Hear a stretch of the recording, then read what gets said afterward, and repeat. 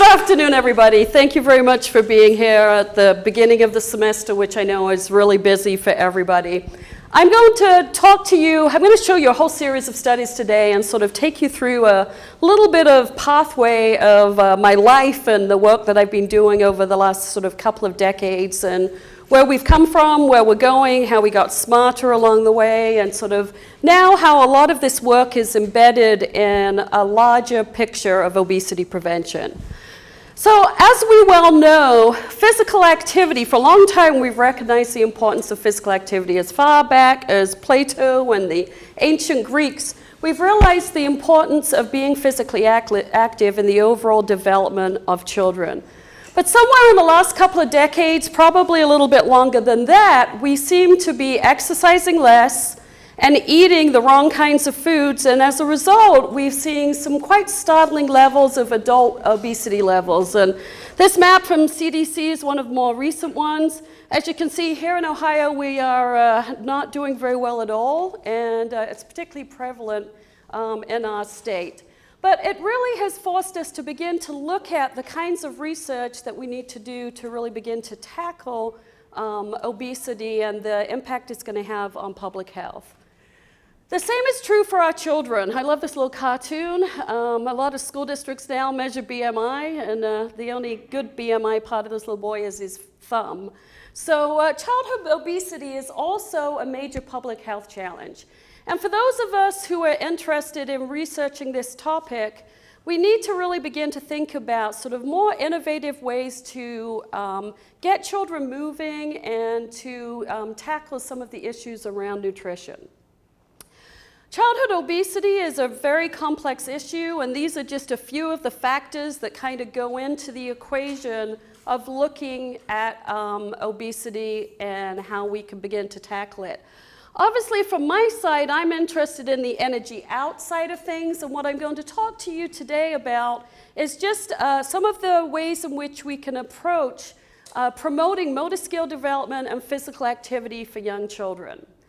It doesn't diminish the importance of nutrition, and I love this little cartoon. I don't know if Carolyn's in the room yet, but nutrition is certainly a big piece of the puzzle, though it's not my area of expertise, but I'm beginning to work with a number of wonderful colleagues like Carolyn Gunther and Martha Belluri to really begin to wrap around obesity prevention programs for our children.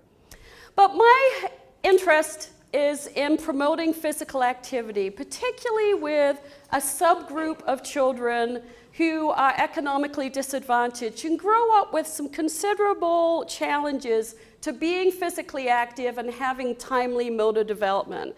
And hopefully one of my goals is that they don't become this little person on the end and that they don't end up as an obesity subject. So what can we do for our children? Well, I believe that when you look at our research literature, we need to really focus our research on the early childhood years. We need this preemptive strike before children are overweight and obese at a level that is very hard to manage. So one of the pediatricians that we work with, Bob Murray, he was the head of Children's Hospital's weight management clinic, and he said his lightest child in his clinic adolescent child in his clinic was 350 pounds, lightest child.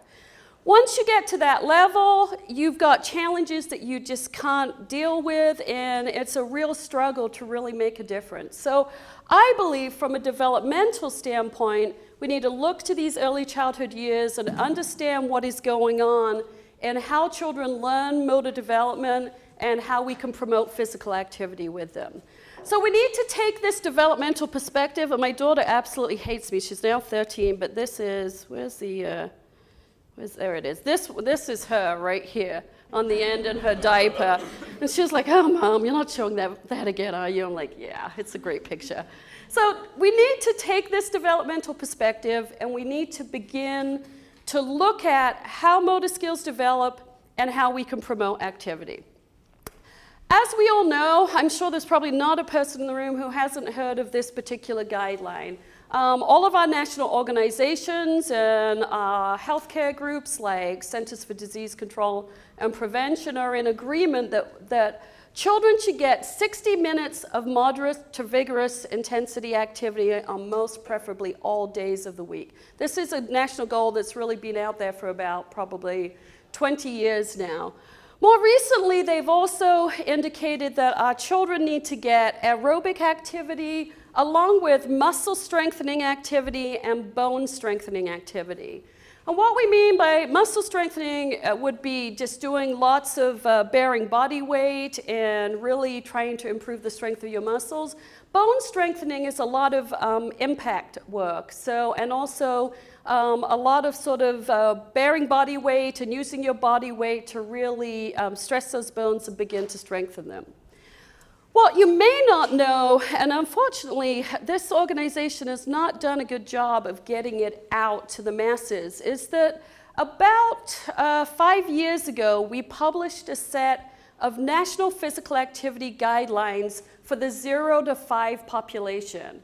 I actually chaired that committee, and the guidelines are broken down into infants, so 0 to 1, 1 to 3-year-olds, toddlers, and then 3 to 5-year-olds, 3 to 5, 6-year-olds, preschoolers.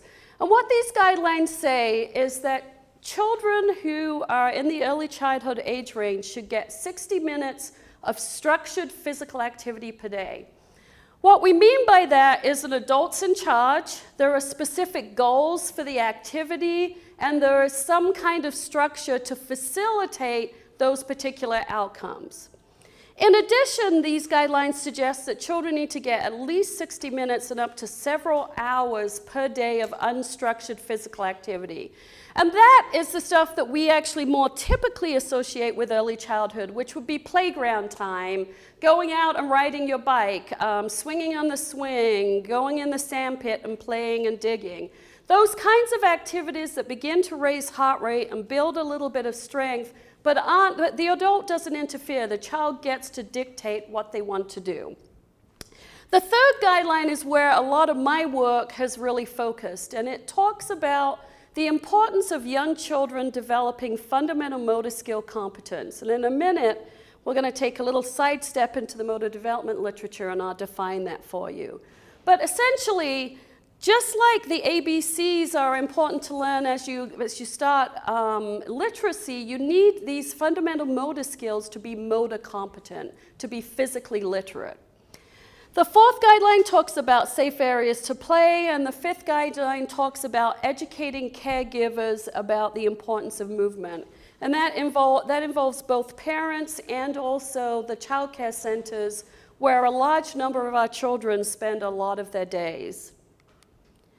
So how do we promote active children and youth? What do we need to do in these early childhood years to begin to get children on the pathway to an active start and to be physically active adolescents and adults when they grow up? One of the things that we know from the literature is they need two big areas are really important. One is the area of acquiring motor competence, and the second is the area of motivation and confidence, or perceptions of motor competence. And as we get into the data in a minute, I'm going to show you some data around both of those areas. All of this work is situated within dynamic systems theory, and I'm not really going to take any time to explain that. But like sort of ecological systems theory or family systems theory, it's a very dynamic theory that talks about children both as products and producers of their own development. And and we talk a lot in the motor development area about constraints on the system and how those constraints shape the kinds of motor and physical activity behaviors that children demonstrate. So just to give you a little bit of background in motor development before we begin to start looking at the data, I wanted to show you one of the older models in motor development. And although it's old, I still love this model. So essentially what it says, if we think about motor development and motor competence, all children start life with reflexes and reactions. So in other words, if you do this to a baby, what happens? Fingers curl, right? No thumb, but the fingers curl. That's a grip reflex. If you do this, the head turns. So our body is very reflexive. Gradually, as children transition into more controlled movement, they will go into things like reaching and kicking, and ultimately sitting and crawling. And the one part about this model I don't like is they're missing a little piece in there, which are these transitional skills. But then what it says is, in the early childhood years, we need to demonstrate these fundamental motor skills. And this doesn't show up on a TV screen very well. But we need to demonstrate these fundamental motor skills. And the critical window in which we do that are these early childhood years. The kinds of skills we're looking at are what we call our movement alphabet. So we're talking about running and kicking and catching and throwing and jumping and landing and hopping and skipping. And the idea is, if we don't develop competence in these fundamental motor skills, we're not going to break through this hypothetical proficiency barrier. So that when children begin to apply their fundamental motor skills into transitional activities in sports and games like t-ball and soccer and football and tennis, they won't demonstrate any competence. Ultimately, over time, they won't break through this proficiency barrier. And so ultimately, over time, their perceptions of competence will drop, and they will begin to just, when they have choices to be active or not, they will choose to opt out of physical activity. So the core message here is, if we're going to get kids to the top of the motor development mountain, where they're competent in a variety of sports and games, and they are physically active as part of their lifestyle, they have to develop these fundamental motor skills in the early childhood years. So fundamental motor skills are considered the building blocks to more advanced movement skills in sports and games. And so this is what we're talking about from today in terms of motor competence. So it's really critical we get these young children involved in activities that will develop their motor competence. And we call them the equivalent of the movement ABC. We know that early childhood is the time frame is that window of opportunity in which to develop these skills. And we also know from the literature that they don't naturally emerge, and they need to be taught and reinforced. What's interesting, standing in a room with a bunch of early childhood educators, is that this piece of it is not out in your world. There is a belief, and I'll show you some data later that will contend that belief, that if you throw kids out in the playground and you give them a beautiful, nice, well-equipped playground, all these skills will naturally emerge and they will develop competence in these skills. Now, will some children develop competence in that environment? Absolutely. But will the majority of children? No, they won't. And I always, when I'm talking with teachers and I do training with early childhood teachers, I kind of say it's akin to throwing a bunch of ABC letters on the floor and throwing a bunch of books in a classroom and going to get your cup of coffee and propping yourself up against the wall and say, oh, go teach yourself to read.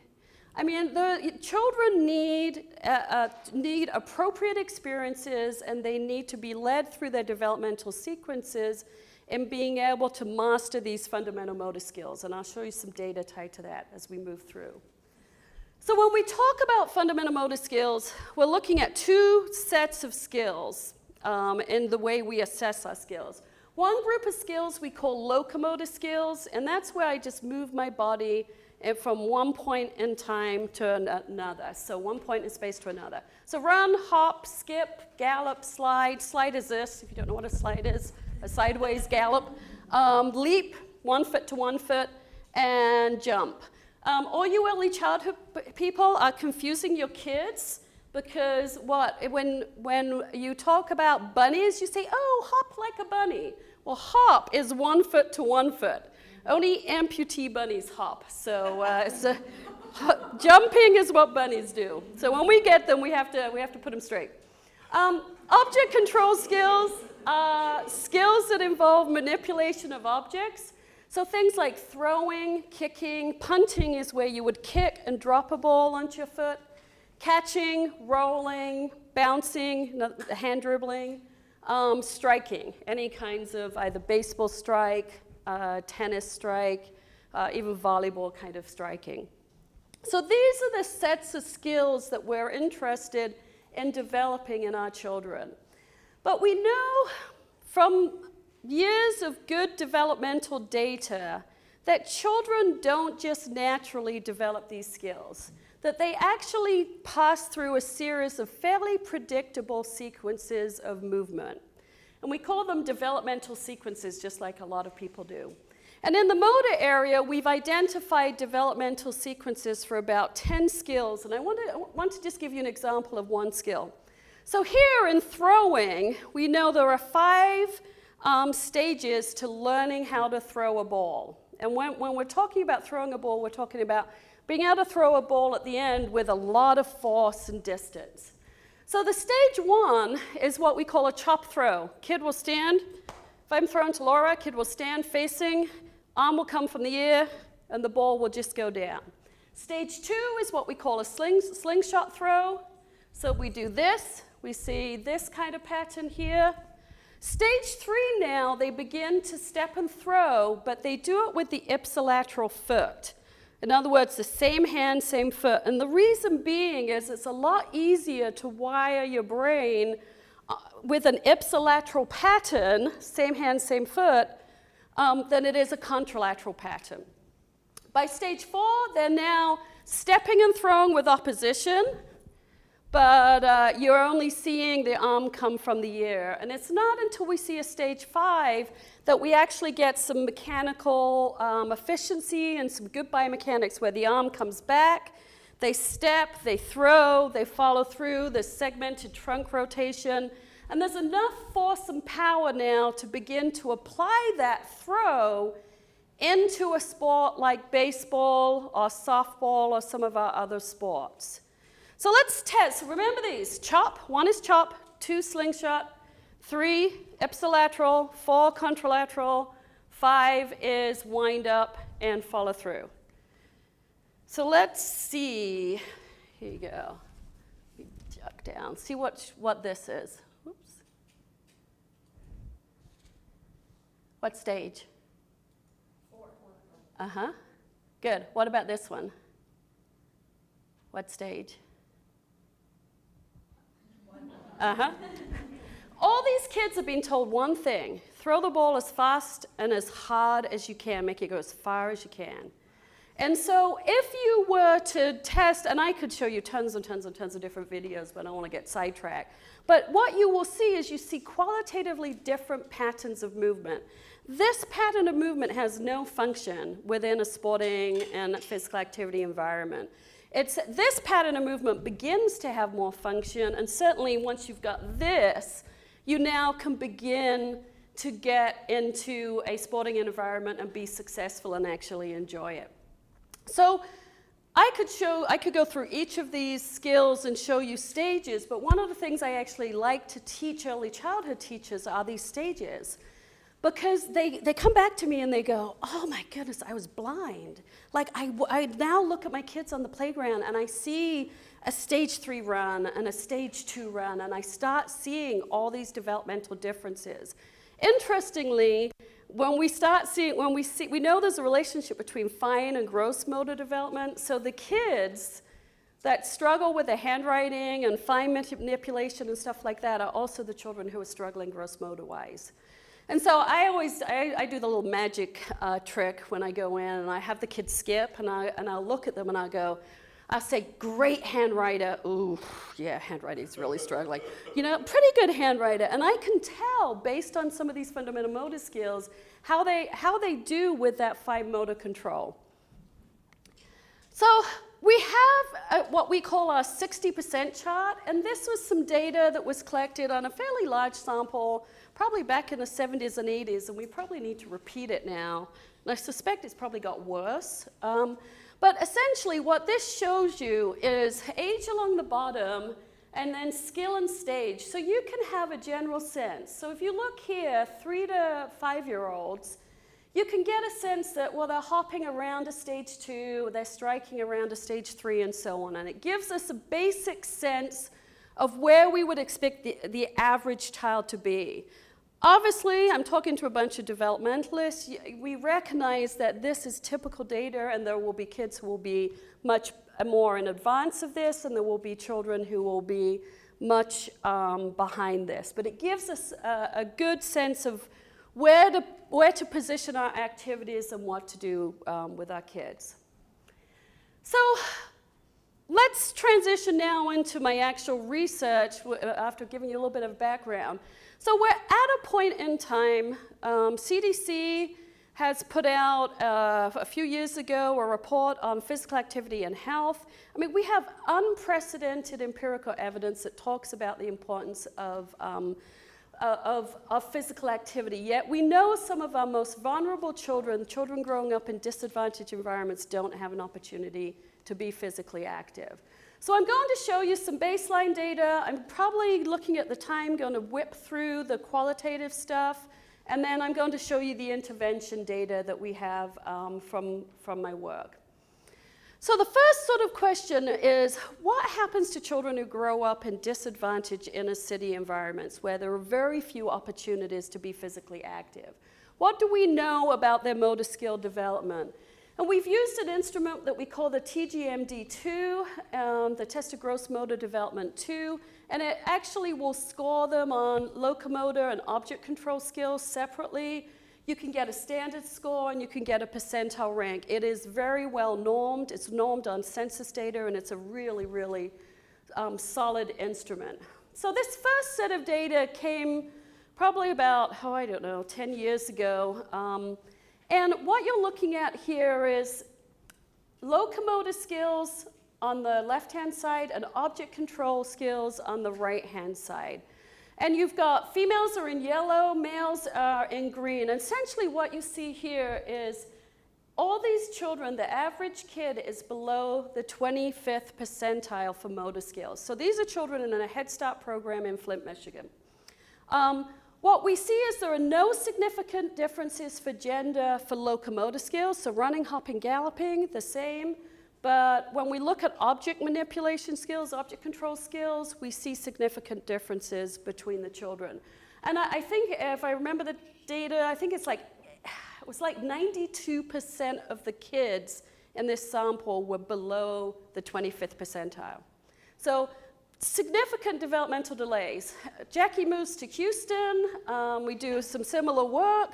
And now we're looking at a very low-income southeastern side of Houston, only a Hispanic community, very little English spoken in this community, very low life outcomes, very low literacy, and very low motor skills, as we can see. So even worse than the group in Flint, we now have just, they're at the 6th percentile for locomotor skills, and then the 4th and the 14th percentile for object control skills. And again, we see significant differences in gender here.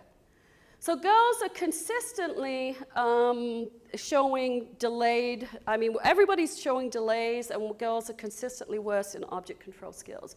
Jackie now moves to Columbus, and this is just one of a whole bunch of data I could pull out for you, but just one chart. And we're looking, this was a Head Start program in Columbus. The kids were predominantly African American. And again, we've got below the 25th percentile, so they will be considered developmentally delayed.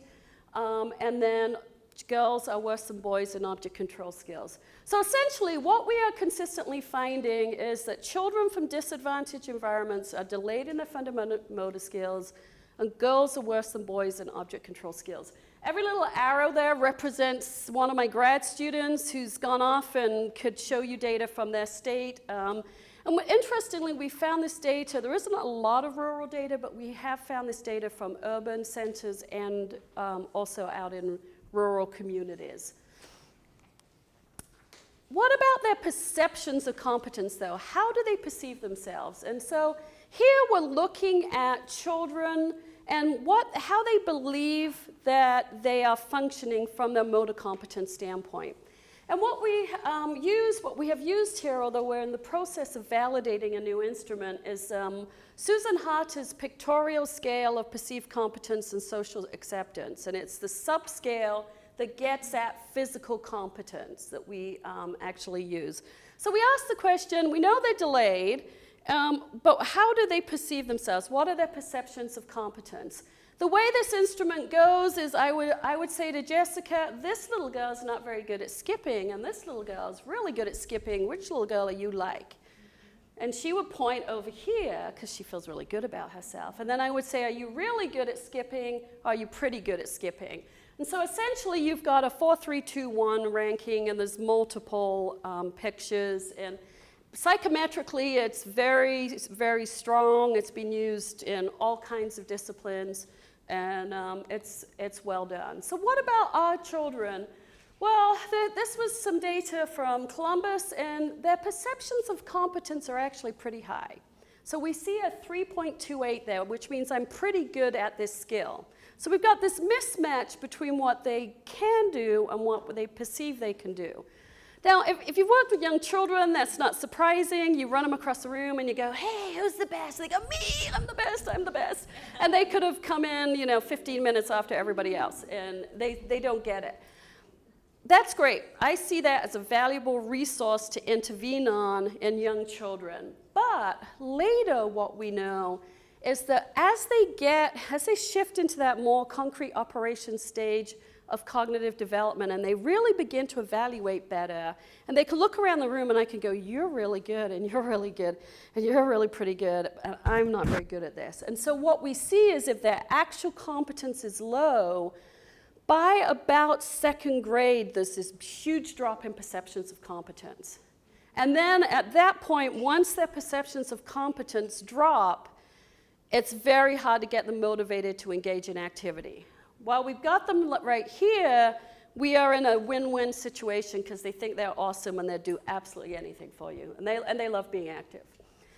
So why are we finding consistent data on low competence? And I've got 15 minutes left, so I'm going to give you the 3-minute version of this that would normally take 10 or 15 minutes. We did an interview I did home interviews of 59 African-American preschoolers. I interviewed the mother. I think only two of my kids had fathers, so they were all moms. Went into the home, interviewed the mom about a qualitative study about, what are their views on physical activity? What do they know about physical activity? Do they do anything at home with their children? What are their thoughts about a variety of different topics? What we found overall was that in disadvantaged urban communities, there are some fundamental barriers that exist to enabling a parent to get their child to be physically active and to stay on target with timely motor development. And those barriers tied to the outside environment, the inside environment, poverty, some cultural values, and some nature of family dynamics. So from an outside standpoint, one of the things we found is, where do the children play? They don't have backyards, their playgrounds aren't safe. Whenever I take my kids out on the playground, it's not quite as bad. Some schools it's bad here, but I will go outside, I will pick up broken glass, I will pick up needles, use condoms, and I will try and clear the playground so before the kids can even go out. In some of the neighborhoods I worked with, we couldn't take children out onto the playground until we'd phone the police and were told there was no gang and drug activity going on that day. So there was very few places. The parents said, I have nowhere for my kid to be active. Where would they go? I'm not going to send them to the park. All the gangs are there. Outside's dangerous. I'm not going to do it. So inside, we found that multiple families live in small dwellings. And so quite often women will share housing with each other. They've got multiple young children. And what they would say to me is, I know I need to get my children active, but are you insane? I have 8 children under the age of 7 in my house. If we were to do some kind of activity in here, I would just go absolutely crazy. And so they strategically use screen time to get a break and get some sanity and maintain some control in the house. So they actively promote sedentary behaviors. The other thing that we found out is there's very few opportunities for youth sport in these neighborhoods, and youth sport is very expensive. And even families who were doing somewhat okay would never quite know what was going to hit them next and wouldn't invest are not going to spend $15, for a 45-minute gymnastics lesson, or more, actually. The other thing they talked about was particularly lack of role models for girls, and the only role models boys had were professional sports like football and basketball and collegiate sports, and that boys always thought they were going to get out of the neighborhood by being a great athlete, but girls had no vision for that at all. And then the final thing, the message was that, yes, we value physical activity, but tell me where I fit it in my day and where I do it and how I afford it. So it's not, a lot of times when you hear administrators, politicians talking about policy, they talk about we need to educate these ignorant people about the importance of physical activity. And it's just like, no, they get it, they know. You need to find places for these children to play. So we definitely need to intervene on their motor competence. And so about 20 years ago, when I got thrown into the north end of Flint as a graduate student, I was told to go work with a Head Start program and a pre-kindergarten and a couple of elementary schools and to promote their motor development. So I came up with this program that sort of evolved over the years, and we came up with the acronym one night after sufficient quantities of wine called SKIP, and it's called Successful Kinesthetic Instruction for Preschoolers. And essentially we've continued to evolve that program and grow it. Focus in this program is the fundamental motor skills, and we've had different iterations of it depending on sort of wherever we're working. And so typically when you look at the data I'm about to show you, you'll see programs can last anywhere between about 8 to 12 weeks in length, 2 times a week for 30 to 45 minutes a time. And generally, you'll see an introductory high activity to get the heart rate up, and then we focus on skill development, but we try and keep children moving, and we try and keep their heart rates up. Pull them back together, do some kind of closing fun activity, balance, and then off they go. So it's not a program that's unmanageable in an early childhood environment. I mean, you're talking about 2 30-minute blocks a week. So let's look at the data. I'm going to flip through this. We've done what we call low autonomy versions of this and high autonomy versions of this. Low autonomy versions are where I'm the teacher. Think your regular PE class, and I'm going to instruct the children, and the children do exactly as I say. In the high autonomy version of our SKIP program, what we do is we set up, say, a catching station. There's lots of different size balls, different catching tasks, and the children get to choose what they do within that station. So there's a lot more child choice. I'll show you. But this particular set of data now, we have the intervention group is yellow, the control group is green, and so all children are in a pre-kindergarten program. The kids in the comparison group are getting their regular standard of practice, so that's well-equipped free play. They go out into the playground, they've got bats and balls, they can do what they want. I suspect that, well, we know the teachers weren't really facilitating anything, they're sipping coffee and talking to their friend, but the kids have an opportunity to move. Twice a week, we had them for 45 minutes, and these are percentiles that I'm showing you. And now we can see for locomotor skills, we took them from the 15th to the 80th, and then from the 17th to the 80th percentile. So really, really powerful effects in a relatively small dose. And so this was some of our early work. As we moved, and tied to our early work, we also measured perceptions of competence. So not only did the children get better at their motor skills, the children who were in the intervention group knew that they got better. So their perceptions of competence at the end were significantly different than the other children. So both from a motor competence standpoint and a perceived competence standpoint, we got really, really good effect sizes in motor competence and perceived competence. We then started playing around with some high autonomy and low autonomy ideas. So one is where the teacher, same activities, exactly the same activities, one where it's teacher-led, the other where the teacher is a facilitator and children are given choices. The blue and the orange lines here, and we added a retention test because we got smarter about the importance of that. And you can see the data here. So both low autonomy and high autonomy children significantly improved their motor competence from this intervention. And this was 8 weeks, twice a week for about 30 minutes. The comparison group was our standard of practice Head Start program, and you can see that they're flatliners. What's interesting, so here, what I would say about this is good instruction is good instruction. It doesn't matter if a teacher's leading it or it's a facilitated instruction. There's good tasks, good activities, children do well. What's interesting, though, is when we look at the perceived competence data, and here and this was one of my doctoral students, Leah Robinson, who's a superstar, and what we found here with her dissertation was that high autonomy group actually got better perceptions of competence than the low autonomy group and the comparison group. And they retained that. And you know, if you look at this high autonomy work was founded on Ames's Mastery Motivational Climate work and the target structures, if anyone's familiar with that.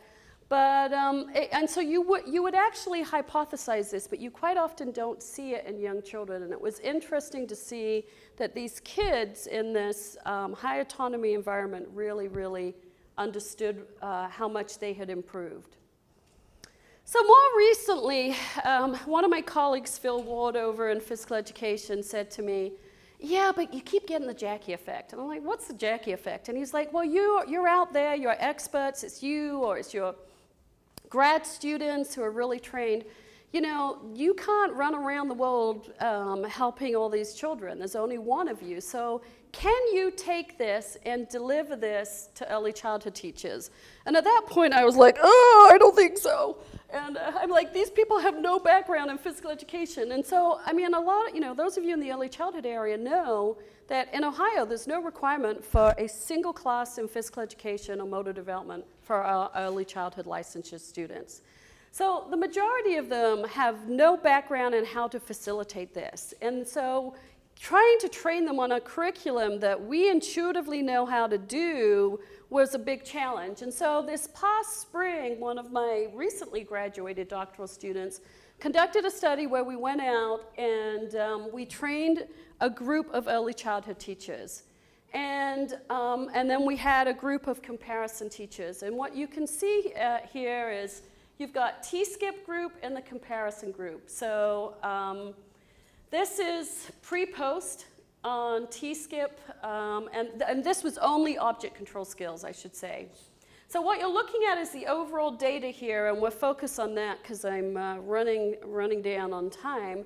But what we see here was we were actually able to take the children from the 21st to the 54th percentile as a result of an 8-week program, twice a week for 30 minutes, taught by the child's Head Start teacher who was trained for 1 day. And then had Allie circled around the centers and coach them. So she would watch them teach, and she would jump in here and there and give them a little bit of feedback like we would student teachers. In comparison to that, the comparison group went from the 16th to the 13th percentile. Essentially, they flatlined. I mean, they're not making any changes. So we're really excited by this. I actually didn't think we would get this. Jessica was on this committee. She was like, come on, I know we can do this. And so she was much more optimistic than me. But we are very, very excited by it. And we want to take this to a larger scale now. We want to try and do this was not a powered study. We were, what was it, Jessica? We were 8. We were close, but it wasn't a fully powered study. So we want to try and power the study and get some funding to go out and do this. If we look at girls and boys, I mean, both groups really improved their object control skills from pre to post test. So what kind of conclusions do I make from this data? I think some of the conclusions are, if we go in and give children just twice a week of 30 minutes of quality instruction, structured physical activity, like those national guidelines say, that focus on fundamental motor skill competence, we can really make a significant difference in their motor competence. If we don't, these kids are flatliners. They are not developing. And ultimately, if we track this data out, some of my other work has shown, when we've done some cross-sectional studies, is that these kids just keep getting worse and worse and worse. And we call this a negative spiral of disengagement. And ultimately, it's these very children that when we look at the adult obesity data and heart disease data and diabetes data, these are the kids who are tracking towards those health outcomes. So we can really, really make a difference here. This was the HLM. This was another new learning experience. Jessica led us into the world of hierarchical linear modeling, and we got some really, really nice effects with the hierarchical linear modeling. So why does it work? Well, I really think over the last 20 years, we've got very smart about the kinds of tasks and activities we need to do with children to really constrain their motor performance. I think we are learning. We have a long way, a lot more to learn about how to train teachers in this, and certainly Laura's work and her group in terms of literacy have a lot to offer us in really thinking about that more carefully. But I think it works. What we do in our curriculum is we cycle the skill over and over again. So they might do throwing, kicking, catching the first week, and then by week 3, they circle back to throwing, kicking, catching again. So there are these multiple circles of opportunities. We are more and more really talking to the children about their own bodies. I have this, I ask the kids all the time, what does your inner self feel? So there's all this kinesthetic information that they don't tap into, and now we're really learning that they're beginning to feel their bodies and really beginning to know where their bodies are in space. I call that muscle munchkins with my kids. I'm like, hey, have your muscle munchkins been talking to you recently? And they're like, yeah, it's really cool. And we do a lot of closed eye activities where I get them to feel what their body is doing, because we know they rely on vision an awful lot. And we're struggling to measure that piece of it right now. There's nothing out there that we know of that really does a good job of getting at that.